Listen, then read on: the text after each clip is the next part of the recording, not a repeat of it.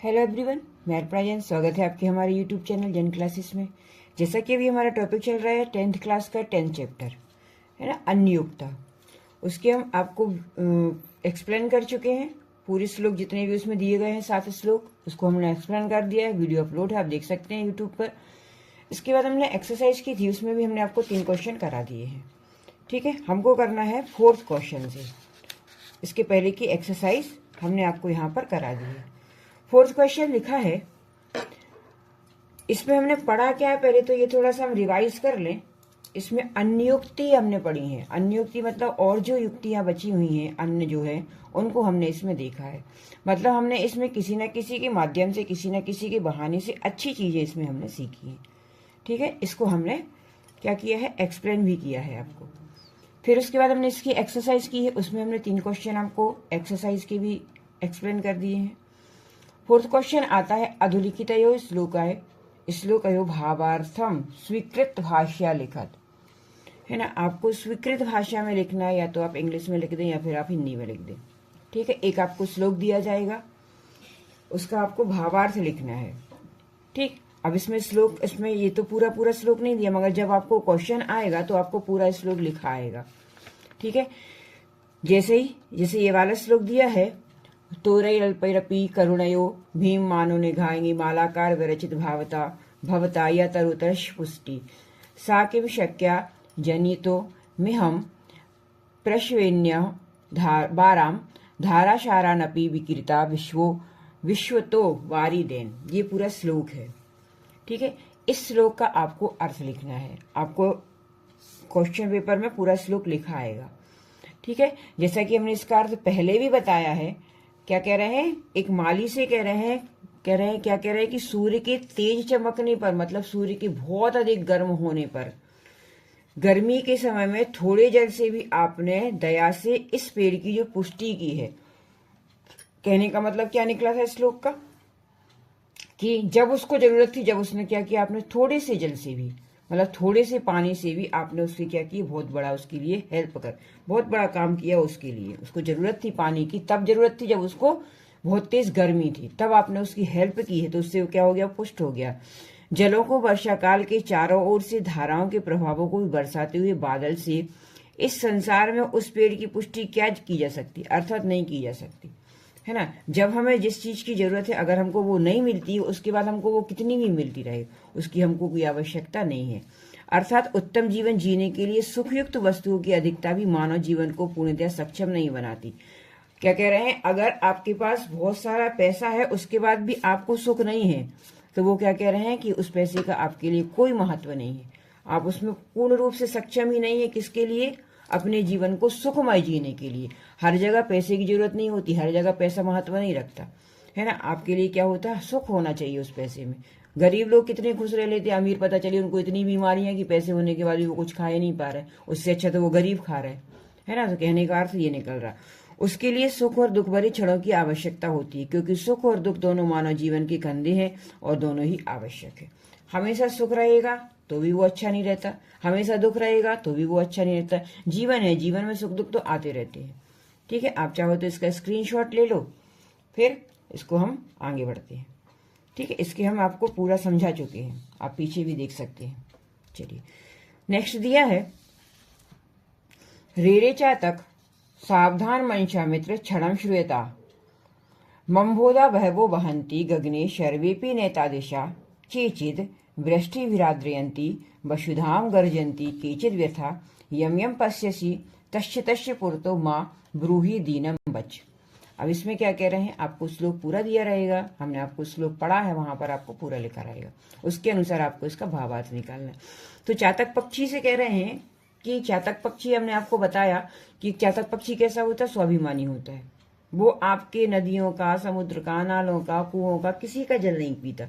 वो जल कौन सा पीता, पानी कौन सा ग्रहण करता है, जब इंद्र उस पर कृपा करके पानी बरसाते तो स्वाति नक्षत्र की पहली बूंद वो क्या करती है, अपने मुंह में रखता है। ठीक है, इस तरह से वो पानी पीता है। तो उसको समझा रहे हैं कि हे चातक पक्षी, सावधान मन से सुनो, आकाश में निश्चित ही बहुत सारे बादल हैं, परंतु सभी एक जैसे नहीं है। कुछ धरती को बारिश से भिगो देते हैं, कुछ बेकार में ही गरजते हैं। तुम जिस जिस को देखते हो उसके आगे अपने दीन वचनों को मत कहो। अर्थात उन्होंने क्या कह दिया इसमें कि मनुष्य क्या करता है, जहां भी उसको लगता है कि यार यहाँ पे थोड़ा सा ये हमारे लिए ये हेल्प कर सकते, उसके आगे हम अपने क्या करते, सारे दुख जाके बता देते। हम उसके मन में देख कर तो नहीं आए ना कि वो आपके बारे में क्या धारणा रखता है, क्या सोच रहा है ना। नहीं देख पाते ना हम किसी को कि वो अपने मन में क्या सोच के रखा। तो हो सकता है सामने वाले को तुमने अपने दुख प्रकट कर दिए और वो क्या कर रहा है, तुम्हारे उस चीज के लिए मजाक बना देगा, या सामने वाले को सबके सामने तुम्हारा रोना धोना बता देगा कि ऐसा हो सकता है कोई तुम्हारी हेल्प भी कर दे। तो उनका मतलब ये है कि सबके सामने अपने दुखों को प्रकट नहीं करना चाहिए। अर्थात सभी के आगे अपने दुखों को प्रकट करने हाथ फैलाना उचित नहीं होता है ना। इससे अपना अपमान होता और सभी उदार हृदय वाले नहीं होते। अतः सभी के आगे रोना और मांगना उचित नहीं है। ठीक है, सभी एक से नहीं हो सकते है ना, नहीं हो सकते ना सभी एक से, कि तुम समझो कि सब एक से कर रहे, तुम्हारी सब हेल्प करने के लिए ही खड़े हो, ऐसा नहीं होता।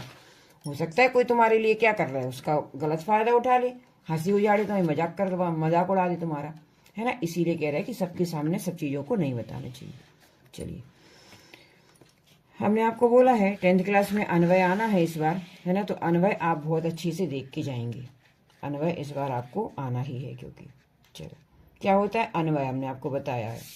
जो आप हिंदी में बोल रहे हो बिल्कुल वैसा ही आपको क्या करना है, वैसा ही आपको लिख देना है। कहाँ पर लिख देना है, अपनी कॉपी में।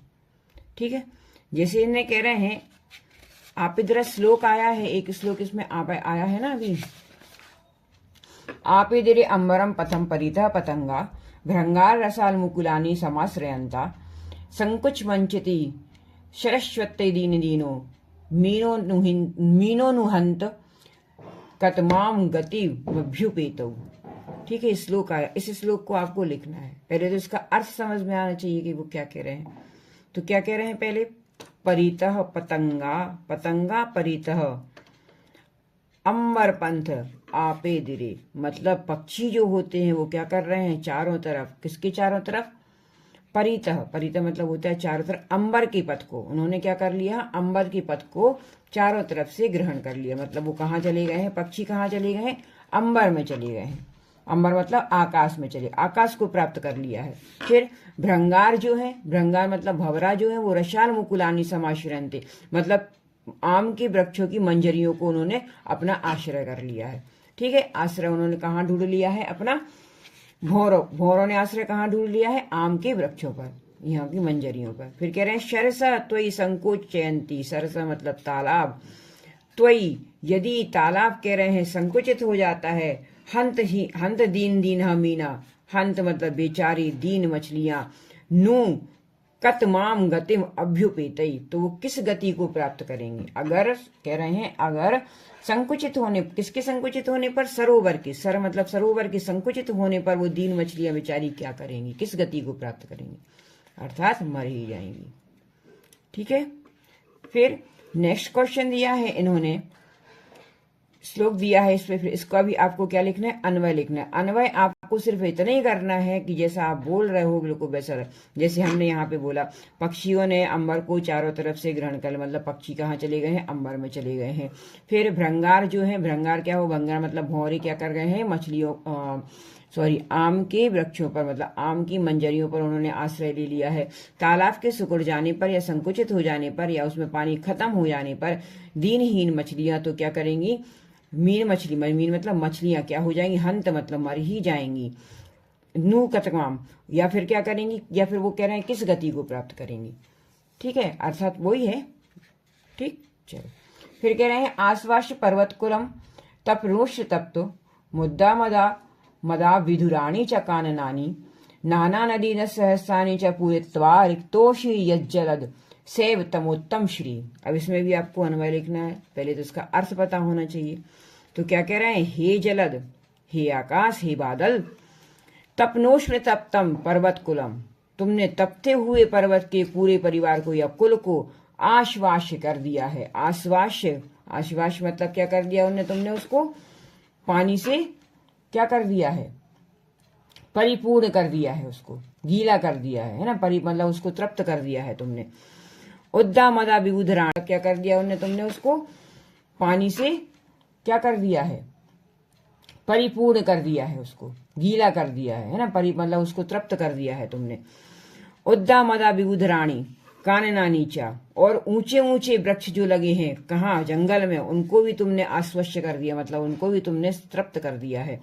नाना नदी, विभिन्न प्रकार की नदियां, नद शतानी, सैकड़ों नालों को पूरित्वा भरकर, और क्या मतलब और क्या कह रहे हैं, और नाना प्रकार की नदियों और किसको, नालों को, सैकड़ों नालों को तुमने भरकर, यथ रिक्त, यदि तुम रिक्त हो, यदि तुम खाली हो गए हो, अशी तब, सा एव उत्तमा श्री, तब ही तुम्हारी शोभा है, मतलब तब भी तुम कैसी मानी जाओगे, उत्तम ही मानी जाओगी, क्योंकि तुमने क्या किया है, दूसरों पर उपकार किया है। और उसके बाद अगर बादल खाली हो जाते तो क्या बादल को खराब कहते हैं लोग, वो क्या कैसी माने जाएंगे, वो अच्छे ही माने जाएंगे, उनकी उपमा कैसी की जाएगी, उत्तम ही की जाएगी। ठीक है, इस तरह से आपको इस प्रकार के अन्वय यहाँ पर आना है। चलिए नेक्स्ट एक्सरसाइज दी गई है, उदाहरण के अनुसार संधि विच्छेद करो या संधि करो या संधि विच्छेद करो। ठीक है, नेक्स्ट जो आपका टॉपिक है वो कौन सा आ रहा है, संधि विच्छेद। ये संधि आपको आनी है अभी इस बार, है ना। चलो, तो क्या कह रहे हैं, उदाहरण मनुष्य संधिम संधि विच्छेदम बकुरुत, या तो आप संधि करिए या फिर जैसा वहां पर दिया रहे, दोनों चीजें आनी है आपको, संधि भी आनी है और संधि करना भी आना है। ठीक है, दोनों चीजें यहां पर आनी है आपको। तो क्वेश्चन क्या है, चलो पहले हम देख लेते पहली संधि क्या दी है, पहले तो उन्होंने करके बताई है था, अन्य प्लस उक्तः, अन्य प्लस उक्तः, अन्य उक्तः, इस ऊ को हम क्या कर देंगे, इसमें जोड़ के ऊ की मात्रा बना देंगे, बाकी जो कहते हैं पूरा लिख देंगे। ठीक है, ऊ की जब ऊ आता है तो क्या हो जाता है, ऊ की मात्रा बन जाती है ना। चलो फिर कह रहे हैं निपितानी अम्बुनी, निपितानी अम्बुनी। अब देखो इसमें हमको क्या करना है, पहले तो हमको निपिता को अलग कर देना। इस नी में क्या कहते हैं, हम हमेशा बोलते हैं ई का क्या हो जाता है, या हो जाता है ना। इस आधे, इस ई का क्या हो जाएगा, या बन जाएगा आधा। ठीक, ये जो आ इसमें मिल जाएगा तो इसको ये पूरा कर देगा, तो पूरा बन जाएगा या, और इस ना को क्या कर देगा, आधा कर देगा, बिल्कुल, है ना। तो शब्द क्या बन जाएगा, निपात्यान अम्बुनी, अम्बुनी, है ना। अम्बुनी यहाँ पे लिखा है, हम इसको कर देंगे तो क्या बन जाएगा, निपितान्य, निपितान्यम्बुनी, यम्बुनी हो जाएगा वो। ठीक है, इस ई का हमने या कर दिया, ना आधा हो गया, और इसको हमने यहाँ पर लिख दिया, बाकी ये पूरा ये आ था तो इसको हमने आ को इसमें मिलाया तो क्या हो गया, पूरा या बन गया। ठीक, फिर कृतधन उपकारा, इसको बिल्कुल ऐसे ही करना है, कृतोपकारा, इस ऊ का हमने ओ कर दिया तो शब्द बन जाएगा कृतोपकारा। तपन धश, तपन धन उष्ण तप्तम, इस ऊ को भी हमने क्या कर दिया, इस ऊ को भी हमने ओ बना दिया, शब्द बन गया है तपनोष्ण तप्तम। ठीक है, इस ओ की मात्रा का कहां से है, ये ऊ से बनी है, ओ की मात्रा, है ना, किससे बनी है, ऊ से बनी है। फिर तवधन उत्तमा, तवोत्तमा, पूरे वो ही दिए हैं। ठीक है ना, हमने क्या कर दिया, इस ऊ को भी ओ की मात्रा बना दिया। नादन एतादृशा, इस ए का मतलब क्या है, इस आ में और आ और ए मिलके आई बनाते हैं। ठीक है, इसका हमने क्या कर दिया, आधा ना प्लस आ, तो ये आ इसमें जुड़ा, जब आ को हमने ए में जोड़ा तो बन गया वो आई, तो हो गया नैतादृशा। ठीक है, आई की मात्रा कैसे बनती है, आ प्लस ए से बनती है ना, और ए की मात्रा आ प्लस ई से बनती है। ठीक है, तो हमने इन दोनों को मिलाया तो आई की मात्रा बनी, तो नैतादृशा हो गया। ये हम आपको सब चीजें समझा चुके हैं, है ना, इसमें कुछ कठिन चीज तो है ही नहीं। नीचे देखो, अब इसमें क्या करना है, पिपाशिता धन अपी। ठीक है, अब जब विसर्ग के बाद अगर कोई स्वर आता है तो क्या हो जाता है, इसका ओ हो जाता है, और विसर्ग का क्या हो जाता है, आ का क्या हो जाता है, अवग्रह चिन्ह हो जाता है ना। यही पढ़ते हैं ना, पूर्व रूप पर रूप संधि जो होती है उसमें क्या हो जाता है, विसर्ग के बाद अगर कोई स्वर आता है तो उस स्वर का अवग्रह हो जाता है और विसर्ग ओ की मात्राएं बदल जाता है। यहाँ पर भी ओ की मात्राएं बदल रहा था, मगर इसके बाद कोई भी क्या दिख रहा था, तुम्हें देखो ऊ जो है वो सिर्फ क्या है, स्वर है, स्वर के बगैर इसके यहाँ पर कोई भी वो नहीं है, विसर्ग नहीं है। अगर यहाँ पे विसर्ग होता तो ये ऊ होता ही नहीं, यहाँ पे ओ की मात्रा बन जाता और अवग्रह चिन्ह होता। ठीक है, तो यहाँ पर हमको क्या करना है, जैसे कह धन अपी, कह के बाद विसर्ग के बाद यहाँ पर स्वर है, स्वर के पहले यहाँ पर क्या है, विसर्ग है, तो यहाँ पर को हो जाएगा और ये आ क्या आ जाएगा, अवग्रह चिन्ह बदल जाएगा। ठीक है, पूरी एक सी है। रिक्ता धन असी, रिक्तोषी, मीन धन अयम, मीनोयम, शर्वे धन अपी, शर्वेपी। ठीक है, विसर्ग को हटा के हमको क्या करना है, यहाँ पे अवग्रह चिन्ह लगा देना है। ठीक, ये हो गया। फिर नीचे और दी है इसी प्रकार से, तो कह रहे हैं शर्षः प्लस भवेत। इसमें भी क्या करना है, इसमें देखो संधि तो हो रही है, मगर इसमें देखो अलग अलग, इसको हम जोड़ेंगे नहीं साथ में, इनको हम क्या करेंगे, जोड़ेंगे नहीं साथ में, ये अलग अलग ही रहेंगी। ये संधि होते हुए भी संधि नहीं होती है। ठीक है, हम क्या करेंगे, इसके बाद क्या है, व्यंजन है। व्यंजन में हम इसको तो बदलेंगे, मगर इसको ज्यों का त्यों, इसमें हम विसर्ग को हम ओ तो करेंगे, मगर इसको ज्यों का त्यों रखेंगे और इसको जोड़ेंगे भी नहीं। ठीक है, तो क्या हो जाएगा, शर्षा भवेत, सरसो भवेत। ठीक, खगाधन मानी, खगो मानी, जोड़ना नहीं है इनको। मीना नु, मीनो नु, पिपाशितः वा, पिपासितो वा, पुरतः माँ, पुरतो माँ। ठीक है, इस तरह से ये संधि यहाँ पर करनी है। इसमें संधि बहुत सारी बताई, मगर अलग अलग उस पर बताई है तुम्हें। ठीक है, अब देखो इन्होंने क्या किया यहाँ पे, मुनि धन अपि, मुनिरपि। अब इस विसर्ग को इन्होंने क्या कर दिया है, रा बना दिया है। ठीक है, रा और आ मिलके पूरा रा बन गया। ठीक है, तो इन्होंने क्या किया है, जैसे तोयई धन अल्पई, हमने पढ़ा था ना, इस रा को इन्होंने तोड़ा और इस रा को विसर्ग बना दिया और अल्पई ज्यों का। इस रा में से जो आ निकला, देखो ये जो रा है, ये आधा रा प्लस आ है, ये जो आ निकलेगा, आ दूसरे उसमें चला जाएगा, दूसरे पद में, तो क्या हो जाएगा, मुनि रपी। ठीक, तो यही अल्पई, तो यही रिल अल्पई, तो यही रल्पई। इस रा को हम तोड़ेंगे तो क्या बन जाएगा, यहाँ पे विसर्ग और आ निकलेगा, तो विसर्ग हम पहले पद में लगा देंगे और आ दूसरे पद में चला जाएगा। अल्पई अपि, अल्पई रपि, तरो अपि, तरोपि, वृष्टि भी आद्रयंती, वृष्टि भी राद्रयंती। आ बड़ा आ है तो रा बड़ा आ हो जाएगा, है ना। इस तरह से ये पूरी संधि यहाँ पर करनी है। ठीक है, पूरे में संधि संधि दी है। चलिए नेक्स्ट दिया है, उदाहरण मनुष्यत अधुलिखित विग्रहवती समस्त पद रचियत। अब इसमें आपको समस्त पद भी बनाना है। ठीक है, इसमें क्या करना है, आपको समस्त पद करना है। समास दिए हुए हैं, इसमें या तो समास करने आएगा, या समस्त पद करने आएगा, या विच्छेद करने आएगा। तो इन्होंने विच्छेद दिया है, आपको विग्रह दिया है, उसको समस्त पद बनाना है। पीतम च तत् पंकजम, पीत पंकजम। हम आपसे कहते हैं जब ये होते तो इसमें से क्या कर दो, बीच की चीजों को, मतलब विभक्तियों को हटा दो, ये जो आया है उनको हटा दो। पीत, पीला पंकज, तो कह रहे हैं पीत पंकजम। राजा चा हंसौ चा, इसमें से ये हटा दो तो हो जाएगा राजहंस, है ना, ये अपने मूल रूप में आ जाएगा राजा, तो राजहंस। भीम चा असौ भानु, भीम भानु। अंबरम एव पंथा, अंबर पंथा। उत्तमा चा इयम श्री, उत्तम श्री। सावधानम चा तत् मनः तेन, तो इसको सबको हटा दो। सावधान मनसा, मना का क्या हो जाएगा, मनसा। सावधान मनसा, सावधान मन से सुनो। समझ आया क्या बता रहे हैं इसमें, बस इतना इसमें आपको पढ़ना है। ठीक है, इस तरह से आपकी 10th क्लास की 10th चैप्टर की एक्सरसाइज कंप्लीट हो गई। अब आपको जो समझ में नहीं आया हो आप आपको कमेंट करके पूछ सकते हैं। ठीक है, आप आपको इंस्टाग्राम और फेसबुक पे भी फॉलो कर सकते हैं। वीडियो अच्छा लगा हो तो लाइक शेयर सब्सक्राइब जरूर करें। Thank you.